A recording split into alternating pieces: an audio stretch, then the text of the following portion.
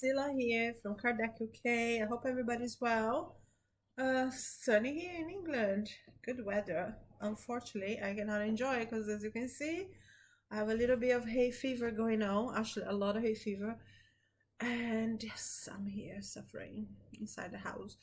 But anyways, also this is quite interesting. It has nothing to do with what we're gonna do now, but I have a friend in Brazil that she does Theta healing. If you guys never heard about it, it's a great spiritual treatment for the soul. If you have any problems, health problems or emotional problems, she's great. If anybody wants her information, send me a comment and I will give it to you. Anyways, and she also does angel therapy and florals. So I asked her about the floral, if that is anything for allergies, because I had done treatment with her with florals and the results were better than I expected ever. And I found out the florals, actually the origin comes from England, where I am, so I can get great florals here. Anyway, so she researched and she come up with like this quite easygoing floral recipe medication. So I'm gonna start. I order on Amazon and it's coming in today. So we'll start today and we're gonna monitor the results, and depending on that I will let you know. But I must say that my previous treatment was amazing, beyond was expected. I am addicted to Coca-Cola. I was, and that was not the reason why I was drinking, taking the florals, but I started taking the florals for something else. But the minute I start taking the florals, I have no urge or no, I didn't want to drink Coca-Cola, and that was the best thing because I'm not saying I have not drink at all since that, which was, oh my god, 7 months ago, no, 6 months ago I think, was, yeah, it was about that. And I have not been drinking Coca-Cola, but I try a little bit here and there, but I don't have that need anymore. Like before, I would take at least 2 liters a day, like just drinking Diet Coke, whatever. So now this has been gone and I feel much better. But anyways, let's go get to what we're supposed to do, which is the Gospel according to the Spiritism by Allan Kardec. Today we're still chapter 5. It's a long chapter, but today we're gonna talk about happiness is not of this world. And usually before I record those videos, I do I go to the channel of Professor Luiz Fernando. Is a Brazilian channel for YouTube, and he also does the reading of the this book as I'm doing. So I kind of go there and I see what he say for reference, because he's much better than me when he's talking. But today I'm just gonna wing it and we're gonna read this. Happiness is not of this world, which is part of Blessing of the Afflicted. So what it is, as we've been reading, we talk about how we come to earth to suffer, go through trials, and prove ourselves to be worth it, to morally grow and expand and be worth it of good things. So this part here is probably when they talk about the good things, when Jesus told the apostles that his happiness, the happiness that we will find is not of this world, it's something that cannot be described. So let's go get into mankind in general, from all walks of society, is constantly complaining either that he is not happy or that happiness was not made for him. This, dear brothers and sisters, proves better than any possible form of reasoning the truth of the maximum from the book of Ecclesiastes. Happiness is not of this world. Indeed, no riches, power, or even blossom of youth are essential conditions for happiness. Furthermore, not even by uniting these three elements so desired by many can happiness be assured, because we are constantly hearing of people of all ages, even those from the most privileged classes, bitterly complaining of the situation in which they find themselves. Again, we're here in this world to go through repentance and things that we have to pick up along the way and accomplish. So what we think as happiness, as being materials or beauty, or um, it's not what real happiness is. So obviously, I think we have no clue what happiness is. We only know so much what we see in this planet Earth, which is a materialistic place to be. So how come we know what real happiness is? We want all those things, but they don't fulfill us entirely. Okay, continuing. Before this fact, it is conceivable that the militant and working classes envy with great anxiety the positions of those who are apparently favored by fortune.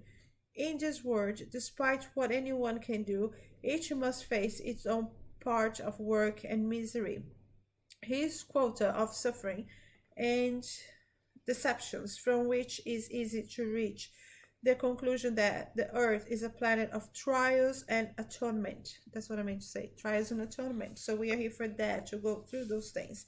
So I think if we ask, because as you probably know by now, before reincarnation there is a planning, and we are part of the planning, and we would probably ask for those things. We ask to go through some trials in life, like being rich, being poor.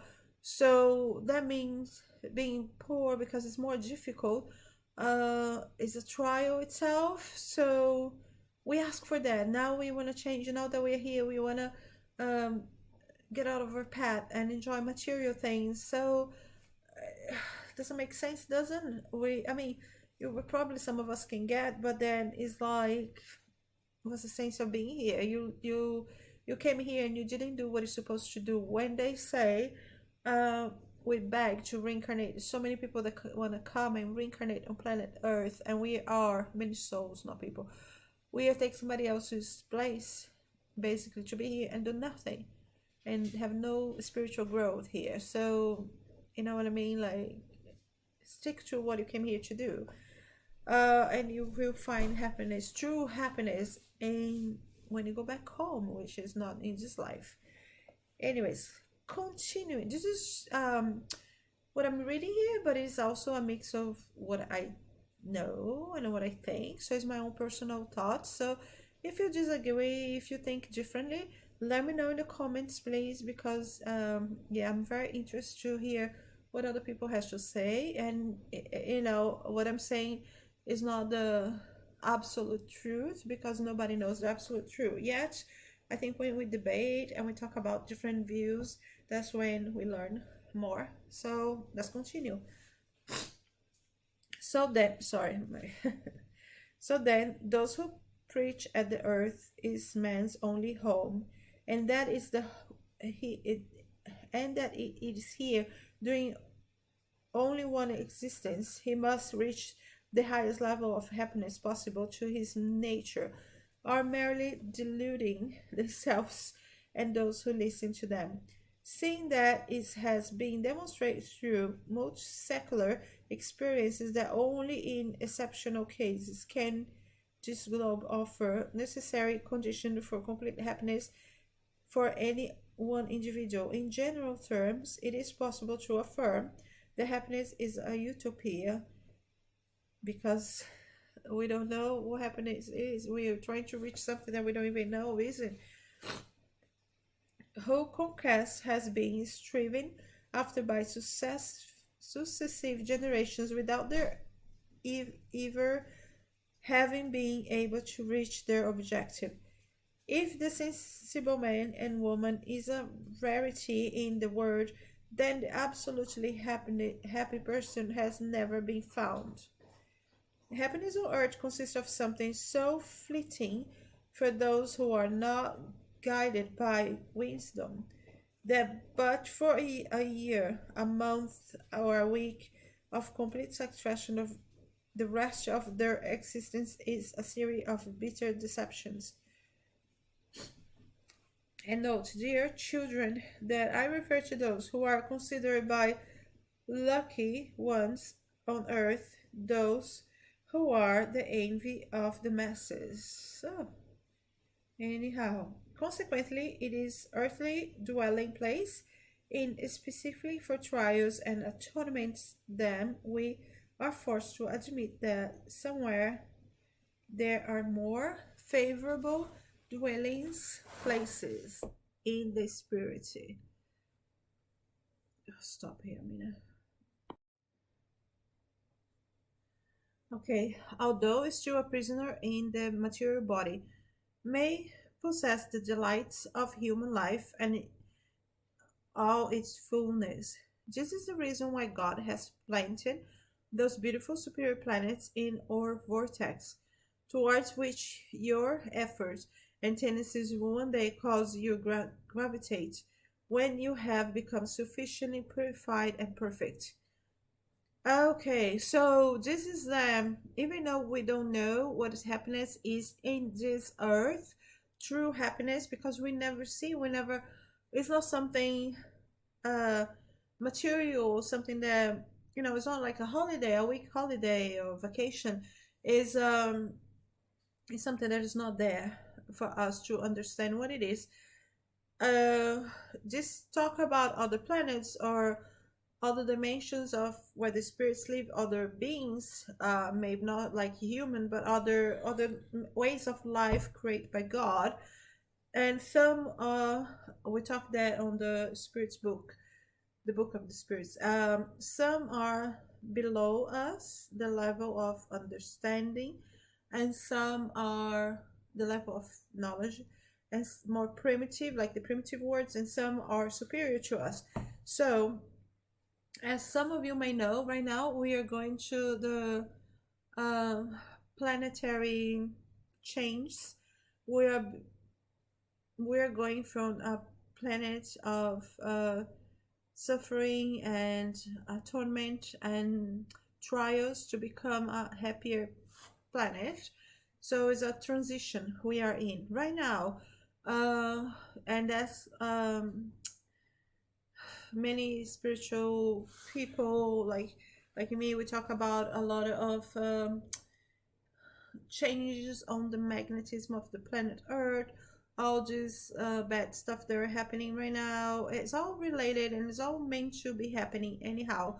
So here we talk about how God planted beautiful superior planets in our vortex, which means pretty much as we grow morally, as we become more perfect, as it says here, we are change on your magnet field. We become more the whole planet becomes more ethereal, if that makes sense, a little bit more, which makes easier for spirits to come and be more present here, and we become more susceptible to understand and see more and understand more. It's basically opening to be near this more superior purified spirits and places, is be more in contact. So it's a long story. You guys have to research and read and see videos on YouTube from other, because right now we're not going to touch this matter, but basically that's what they're talking about. So we're getting better, believe it or not, even though so many bad things are going on, so many wars, so many volcanoes eruptions, so many earthquakes, so many floods. Oh my god, floods all over the place, planet Earth going through a lot of climate change. So all this happening is kind of part of what we should be going through. All right, so continuing. However, do not deduce from my words that the earth is perpetually destined to remain a penitentiary. No, certainly not. From the progress that has already been achieved, we may readily infer further progression, and from the various social betterments obtained, new and more fertile improvements. This is the immense task allotted to this new doctrine which is the Spirit have revealed.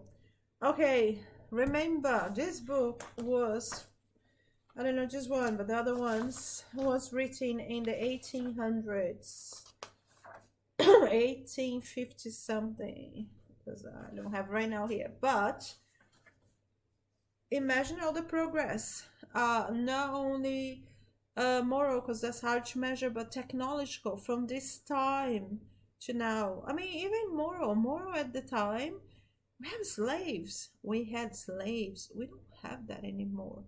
I mean, we grew from having slaves. I think somebody was less than us and was there to serve us, to now being respectful, hopefully respectful um, employers that pay people to do work, or we are the employers. Doesn't matter what color or race, like, so yes, there is lots of improvement, and it's such a small short term, because if you think about our grandparents, when they, oh well, they have black and white TVs, and then how many years took for them to come have color TV.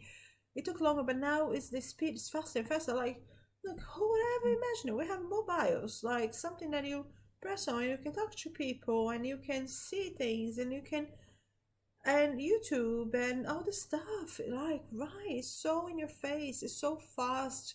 What we're gonna be in another 20 years? Well, the cars are gonna be flying. Um, we're gonna talk to spirits on the mobiles, maybe communicate with another word. I mean, or something else similar. It's like crazy to think where we came from and how fast it's. I know when talking years, it's like, but when you look back, we still, like, I still can remember the big square black and white TV, the radio. I still remember the cassette players and stuff like that. I can remember the way people talk back in the day, like the things they say, like don't walk barefoot, don't do this, don't, like all the stuff. So, anyways, a little bit more. Sorry, bear with me. So then, dear children, may you be animated by a saintly emulation, so that you may energetically change your ways. Now we know. Everyone should dedicate themselves to the propagation of Spiritism, which has already begun your own regeneration. It is your duty to help your brothers and sisters and participate in the rays of this sacred light. According to set to work, dear children, let us hope that within this solemn reunion, our hearts may aspire to this great objective, which is to prepare a world for the future generations where the word happiness is no longer meaningless. Sorry. This was Francois Nicolas Madeleine, Cardinal Morlot in Paris, 1863. So again, this was written in 1863 by this spirit through mediumship, and Allan Kardec put in this book. So, yes, I personally, I don't like, I mean, I like religion. I don't like the church and what the church made with the religion, how they use religion to make people feel guilty, just to tell people that you're gonna suffer eternally when you die if you have not been a good person. I do believe, yes, you're gonna, according to Spiritism, you're gonna suffer. You're gonna go to a place called Umbral, that is pretty much a place where you repent, and it goes according to your vibration pad. So yes, I do believe that, but I don't believe you're gonna suffer eternally. There is a point that you're gonna repent and you're gonna be assisted. Anyhow, so the same way I don't like church imposing things on us and don't letting space for discussion, I personally don't like when they say, okay, spread this word, this is the truth. I understand what it's trying to say. It's to help other people. So the intention is good of spreading this what we're doing here. But I don't like to be told spread this, do this.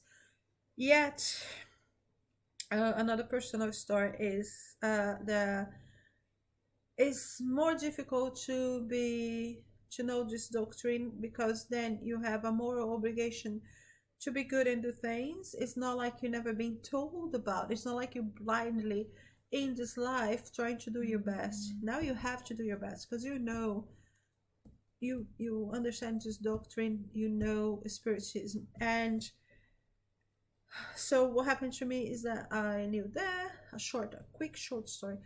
I grew up with my mother being a spiritual. She had a spiritual surgery when she was about 40 years old.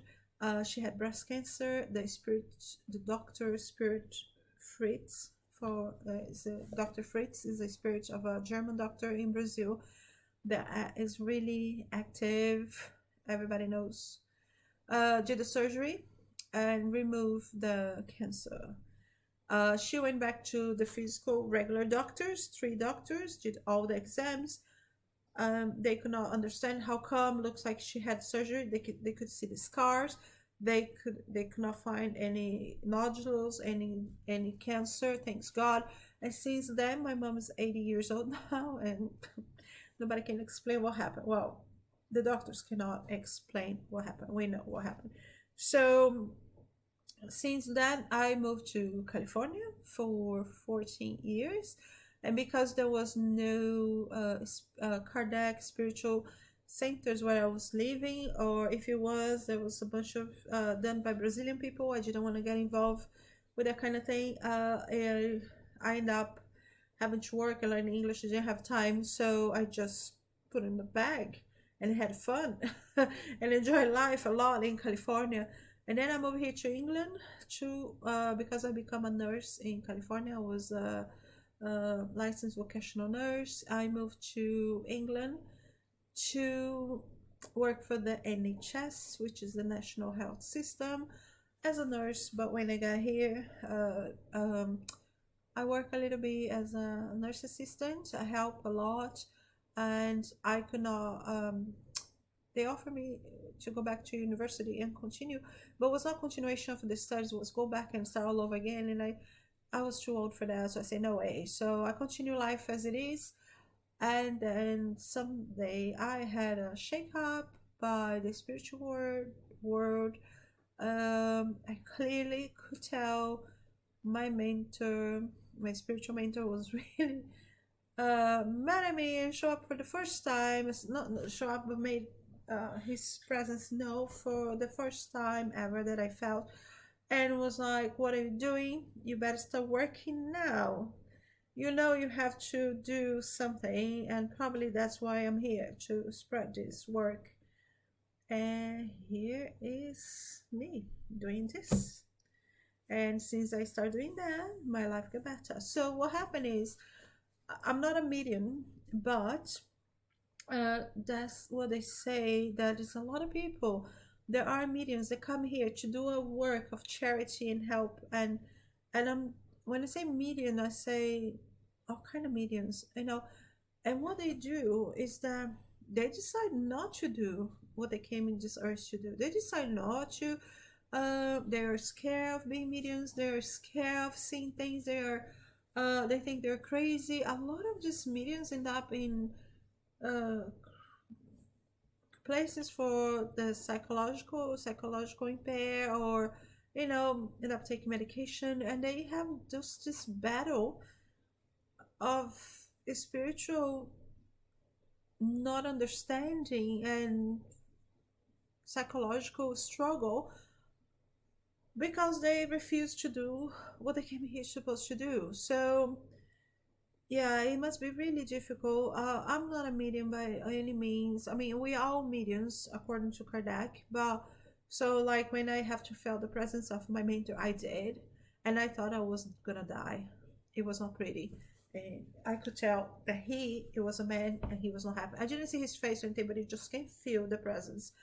And it was like do or die, like for me it was like, what are you doing? You waste your time, you came here, you have to do your work. So sorry, I'm so allergic.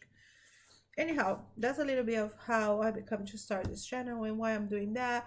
If this channel can help one little person to do better in life, I'll be very happy. It doesn't have to be a channel that I have a lot of followers or anything. I'm happy with anything we achieve from here. And furthermore, recently I discovered apometry, which is how you call spiritual healing technique, and was developed in Brazil, and that is people that do here in England or United States, but it's the Brazilians again.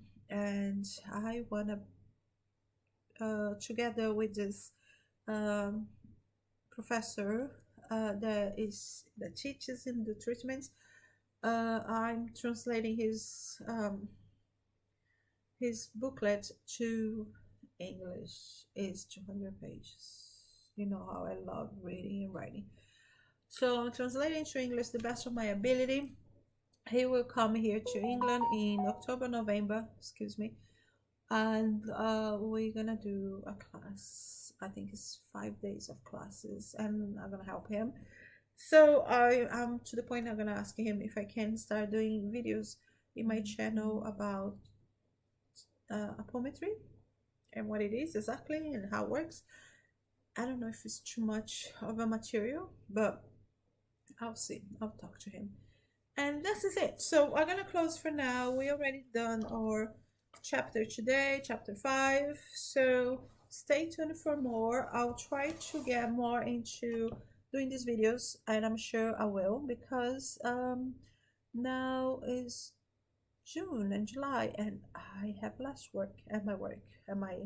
For those who don't know, I have a bridal boutique, and this is the time that everybody's getting married, everybody got their dress already. Actually, happy times. And I also have another business, so I will catch up with you. Anyhow, have a wonderful day, and I'll talk to everybody soon. Bye.